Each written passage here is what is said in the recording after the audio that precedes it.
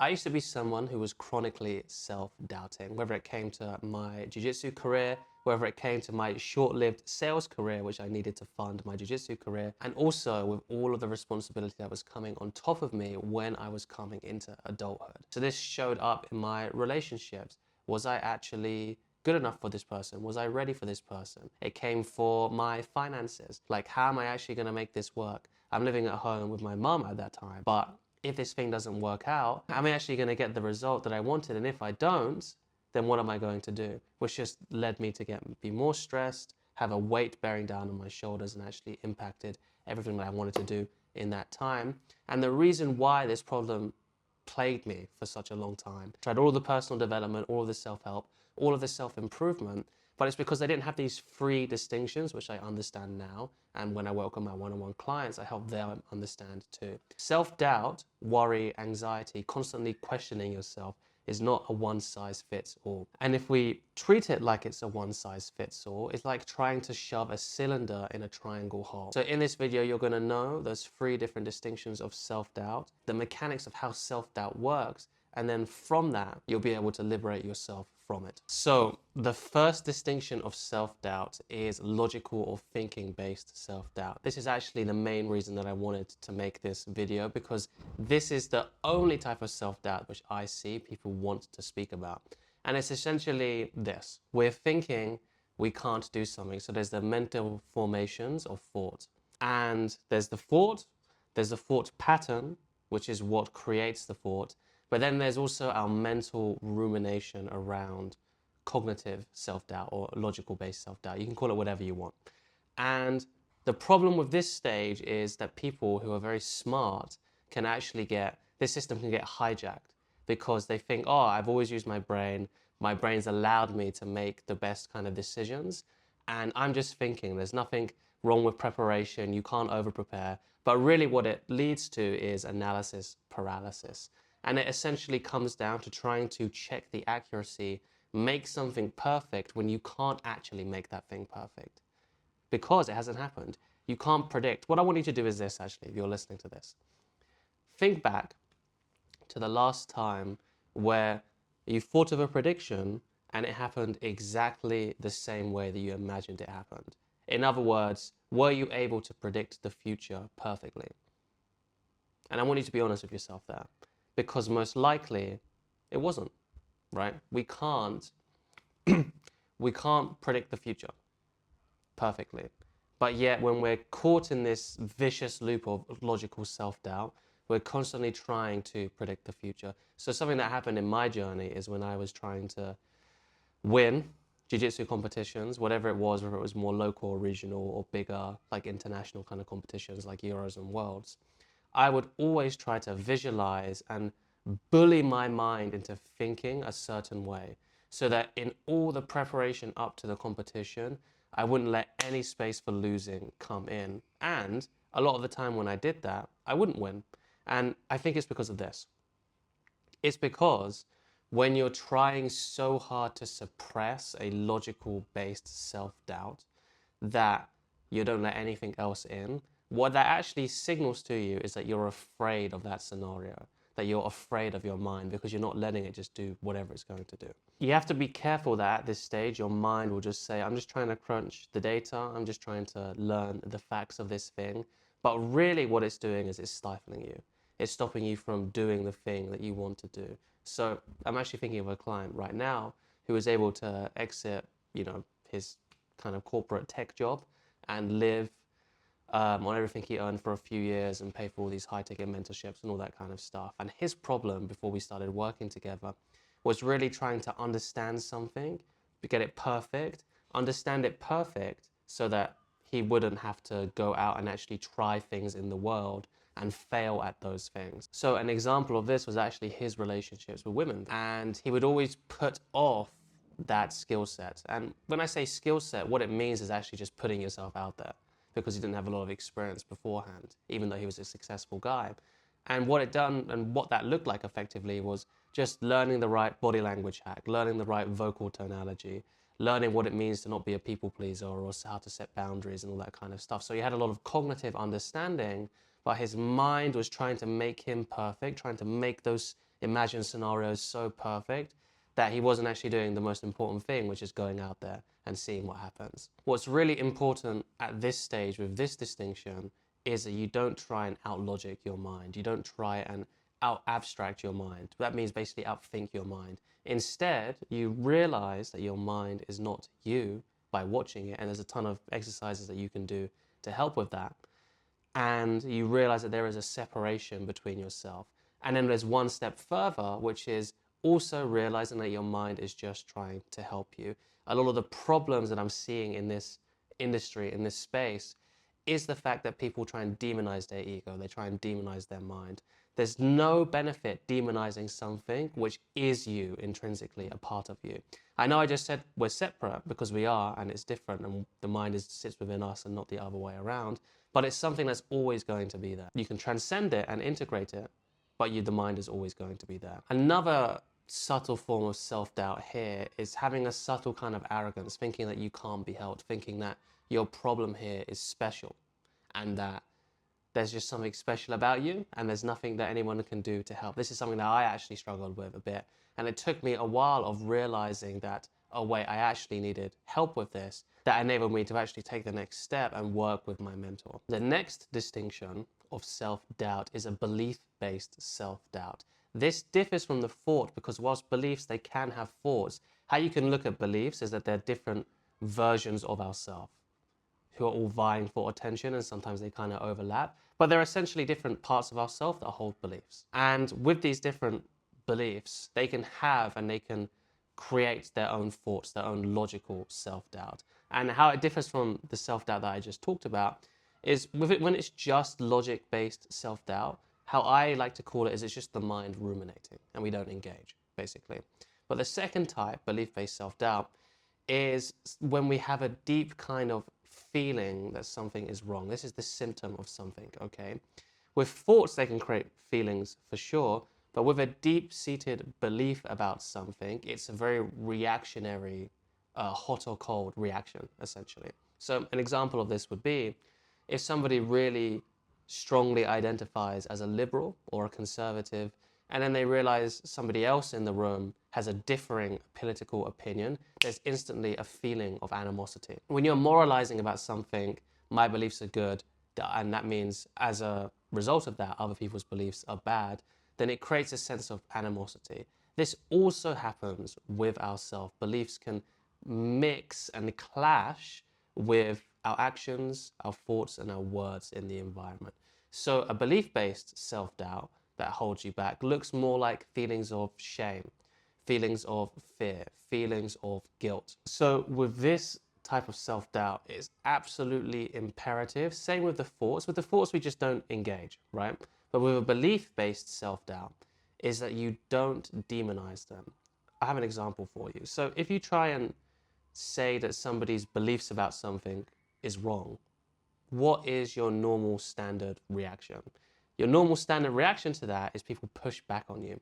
It's the same with our own inner beliefs. So if we have an inner belief that making money is hard, that our self-worth is predicated on our performance. I'm thinking about a client right now, that our value is based on how attractive we are and how many romantic partners we can either A, attract or who we're with. If you have these kind of beliefs, it's imperative. You don't want to disengage with them fully, like if it's just a thought pattern, you know, a reactionary thought pattern or us trying to get something perfect. Instead, what you have to do is you have to become and really empathize with that belief's perspective, right? Now, don't get scared. Doesn't mean that we're not going to solve it.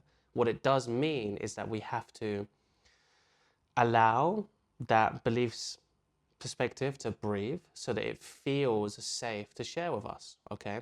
And when that happens, then we can change the belief, right? Because once you're on somebody's side, suddenly you're an ally. An example of what one of my mentors told me is he lives in like a small kind of village in America, and it's a mainly Republican village. He spoke to his neighbor who isn't a fan of socialism, and also my mentor I don't think is a fan of socialism either because he has a business. But he was complaining about socialism and complaining till my mentor just said, yeah, I don't like socialism either. So he's being on the same side as the beliefs. So now the other guy was agreeing with him and saw him as a friend rather than an enemy. And then he said, but I sure do like our socialized roads. And then the guy was kind of like mid-rant, was like, yeah, exactly. And he was like, wait, what do you mean? Now, if he hadn't befriended him and said that we were on the same side, then that would have been met with instant resistance. But then my mentor, because now he was kind of on the same side as this guy, said, yeah, that's right. Because if it was a capitalist road system, then every single road we went on, we'd have to pay a toll. And he was like, yeah, that is actually a good idea. So a few weeks go by, and then my mentor goes to this same village, like not a village, but like a town meetup. And he hears that guy complaining about socialism again with his friends who are all agreeing with him. But then he hears him say, oh yeah, but I sure do like our socialized roads. And my mentor, Kim Barter, by the way, use this as an example because this is how you can disrupt beliefs. And this is how you can do it with ourselves as well. We have to make sure that we're really deeply empathizing with ourselves while holding ourselves accountable and seeing where the belief came from and befriending it. And only then can we change deep-seated beliefs about ourselves. And that means self-doubt around us making money, self-doubt around our worth, our attractiveness, whether we're a confident person, whether whatever business venture or new thing we want to pursue is actually something that's good for us. That's how we deal with a belief-based self-doubt. And like I said, with the logical, about how that differs to the logical self-doubt, is a logical self-doubt. We can't outthink it, so we don't even try to. We just do the thing. There's actually a caveat here that I want to mention, which is that sometimes a logical-based doubt is just to do with not having enough data. And once we get the correct data, it chills out. How you can make sure you're not putting yourself into a downward spiral here is by giving yourself time to have enough information. And then if you're still worrying, if there's still analysis paralysis, then you just go and do the thing. So an example of how this can change your life, and this is a mix between the thoughts and the belief based self-doubt, is my client wasn't doing anything. He was living at home, even though, he was a successful guy. Same person who I mentioned before. And he just kept on butting up against like an invisible wall. Like he knew he wanted to do something, but he just couldn't get himself started, despite having just exited from a really successful job. Because when you start working for your own, when you want to start founding something, when you want to start building something of your own, it requires a different kind of discipline, a different kind of work ethic. And what was really happening is he had certain beliefs about how a good life should look, because he bought into a lot of the, just let everything happen on divine timing, everything is flow, everything happens for a reason, synchronicities, all that kind of stuff. And I'm not here to look down on any kind of a worldview, but it's clear that this worldview was holding him back from actually just getting his hands dirty and doing the things that had to be done. So when we came up against this belief system, we done the exact same process that we did before, which I talked about here, which is befriending it, really seeing how it came about and how it's actually trying to help us. And once these were relieved, now he's a founder who's completely financially independent and location independent. And he's building that business and he's working more and more and more in a very effortless way where I didn't have to tell him to do anything. It just arose naturally for him because our beliefs are our building blocks of the world. And once we deconstruct them and reconstruct them in a way which is much more befitting of us, then we can start to actually become and unlock so much potential that we didn't even know that we had. Third distinction and last one is an impulse-based self-doubt or an ego-based self-doubt. So how does this differ from beliefs and thoughts? Thoughts are top of mind, they're logical, sometimes they require more data, but more often than not, they're just mental loops that we get caught in and we can just disengage from them. Beliefs are more feeling-based, they're more identity-based, okay? They're narrative-based. They're a conclusion that we drew from the world and now we hold on to them and we have to really understand, empathize with them, see the benefit of them, and then they can grow into more mature beliefs or they can just be let go of completely. Ego-based or impulse-based self-doubt is the deepest type of self-doubt. This is the most instant, right? That's why it's called an impulse-based. So this is actually from the different stages of awareness, which I learned from Stages International, a model of developmental psychology, and my mentor, Kim Barter. And it goes through, there's ego-based systems, there's belief-based systems, there's thought-based systems, and then there's awareness-based systems. all you need to know is that the ego-based systems, if beliefs are building blocks of our personality, then egos or ego wants are building blocks of beliefs. So they're like electrons to atoms. I'm not sure if I'm getting that right. As you can tell, science was not exactly my best subject. What they are is just like a really, don't want to use the word primitive, but they're very pre-cognitive, pre-rational wants. They're like, I want sex, I want food, I want pleasure. Even food and sex, and maybe even a little bit more specific, although they're not necessarily. But it's like, I just want to feel good, I want to do this, I want to not feel stressed. These are the stuff that's driving our addiction to pornography, drugs, doom scrolling, procrastination. It's usually this. It's usually a part of us, an ego, like an ego want and impulse. That's like, I don't want to do the hard thing. I want to do this. Another one, it can be like, I don't want to do homework. So it's very reactionary, and you can't see it in a rational way because it's irrational. Okay. So an example of this, I used to have a ton of these actually when it came to my own habit of watching porn, also my own habit of procrastinating work which I knew I should be doing. This is the thing that doesn't want X and just wants Y, and you can't reason with it, but it doesn't mean that it has to have power over you, okay? This thing is within you, you are not within the ego. And essentially how it differs from the other two in terms of kind of solution, how I want you to look at it, is you just help it get the thing that it wants in a better way. Because more often than not, ego-based wants are not evil, they're not bad, they're just because it lacks the ability to think strategically, it doesn't know that, yes, I might feel good when I watch porn or I doom scroll, but then after that thing is over, I actually feel much worse because it can't future project that much. That's when we have to come in with a ton of strength, a ton of love, a ton of warmth, and a ton of planning, right? And then we can guide it and say, oh, I want pleasure too. This is actually a better way of dealing with it. And if we keep on suppressing them, they just get worse. They get more ingrained. The habit gets much more strong and harder to break. And it's something like you can actually suppress, and it takes much longer to overcome. So some examples is I had some friends that are really addicted to nicotine. And every time they have like one bit of snooze, that's like a tobacco thing which you can put in your gum, or they have a vape, or they have cigars, or whatever it is, they have to nip it in the bud straight away, or they just keep on enjoying it. So short-term pleasure, ego want, I want, I want, I want, I like, I like, I like. But then after they've been doing it for a month, now suddenly that's activated years of nicotine addiction, and they have to go through a whole cold turkey cycle, which takes a ton of extra time, a ton of extra effort, which they could have been using for other things. So if you find yourself doubting yourself from this place, oh, I'm not sure I want to do that, then see where it's coming from, honor it, remember, ton of strength, ton of warmth, unconditional loving witness, see where it's actually wanting to go, and then just directing that doubt in a way which is more beneficial by saying, this is actually the better way to do that.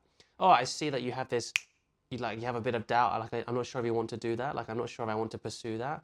Well, this way, it might seem bad in this way, in the short term, but actually that's going to bring a much better payoff in the long term. Now, all of this needs to be understood in the way that some of these things, some of this self-doubt is coming from shadow, is coming from insecurity, is coming from limiting beliefs that have been wired into us from a very young age most of the time. And when it comes to shadows, then none of these things that I told you is going to work effectively and consistently, because the actual root of the shadow of this self-doubt, a shadow self-doubt, has to be solved. So if you have issues around self-worth, self-image, you don't feel like you're good enough, or you feel like you have to do X, Y, and Z in order to be perfect, and if you're not perfect, then you're not safe. If you're any of these things, then go ahead and download my free 2.5-hour live stream. It was done with my one-on-one clients. It gives the whole system of how to get going with that. All it's going to cost is your email. You'll also be signed up to my mailing list, where you get insights and articles which aren't available anywhere else, including this YouTube channel. Go ahead and download it. That will tell you how to actually rewire and let go of your insecurities from the deepest level that I have seen in my journey of personal development in over a decade. Why shadow work is so important is with one of my clients, Adam, which we had a call together fairly recently. He had a lot of self-doubt, and it was mainly belief-based but ego-based self-doubt, because there was parts inside of him. If you want to go more into parts work, that's in my live stream. And there was two different parts of him that were competing with, I want to be really motivated and I want to just chill. And there was a ton of self-doubt and confusion that was created from this clash, which meant that he wasn't able to do either. He wasn't able to chill and he wasn't able to work on his business because he was a founder. And with Adam, when we got to the kind of the root cause, the two issues collapsed into each other. And what emerged from that was a real deep sense of fulfillment and drive at the same time. Because the shadow construct of, I just want to feel good at all costs. Once that broke, in his words, it was like a boundary collapsed and the two of these worlds came together. The two of these perspectives came together. And we achieved this by showing the ego want that it just wants to feel good, that this is actually the thing that's going to make that happen in a much better way. And then the shadow part of it was realizing that part of this ego wanted to be a bit of a bully, wanted to be controlling, and we had to take that power back. So I'm very honored that you made it this far in the video. And if you haven't already, go and download my live stream. Look out for my emails. I have my unfiltered insights and content, like I said, that isn't available anywhere else there to help you get through this. I recommend you go and watch this video again to look at the 3 different distinctions so you can really see how the problem of self-doubt is working, so you don't get stuck in a layer which isn't relevant to you, which can actually set you back years. That's what happened to me. I thought it was all just logical and all just cognitive, but it was actually a much, much deeper problem. Very warmly, I'll see you on the next one.